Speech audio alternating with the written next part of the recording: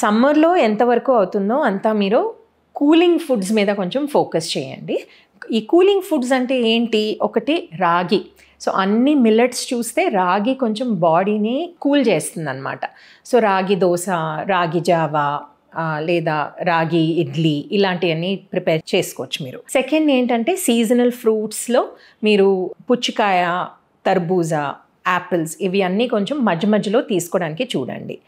మూడోది ఏంటంటే మీరు ప్రోటీన్ ఫుడ్స్ తీసుకుంటున్నారు కదా, అది ఎక్కువ మీరు పప్పు కానీ అలాంటివి ఏమైనా చేసుకునేటప్పుడు ముద్దుపప్పులా కాకుండా కొంచెం పల్చగా చేసుకుంటే లిక్విడ్ క్వాంటిటీ కొంచెం ఎక్కువ ఉంటుంది కాబట్టి, లేకపోతే పప్పుచారు, రసంలో కొంచెం పప్పు వేసుకొని అలా మీరు తింటే ఏమవుతుందంటే లిక్విడ్ క్వాంటిటీ కొంచెం పెరుగుతుంది, ప్రోటీన్ మరీ ఎక్కువ కాకుండా బాడీకి ఈజీగా డైజెస్ట్ అయిపోతుంది. అండ్ హింగువా యూస్ చేయండి ఖచ్చితంగా. పప్పు చేసినప్పుడు మీరు కొంచెమైనా హింగువా యూస్ చేయండి, డైజెషన్ కొంచెం ఈజీ ఉంటుంది, ఎస్పెషలీ సమ్మర్ టైంలో.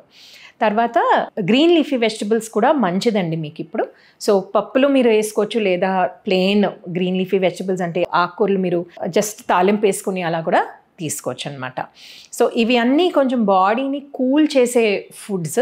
అండ్ సబ్జా గింజలు ఆల్రెడీ చెప్పాను కదా, మీరు వాటర్లో కూడా ప్లెయిన్ వాటర్లో కూడా వేసుకోవచ్చు, జ్యూసెస్లో వేసుకోవచ్చు, వెజిటబుల్ జ్యూసెస్లో వేసుకోవచ్చు.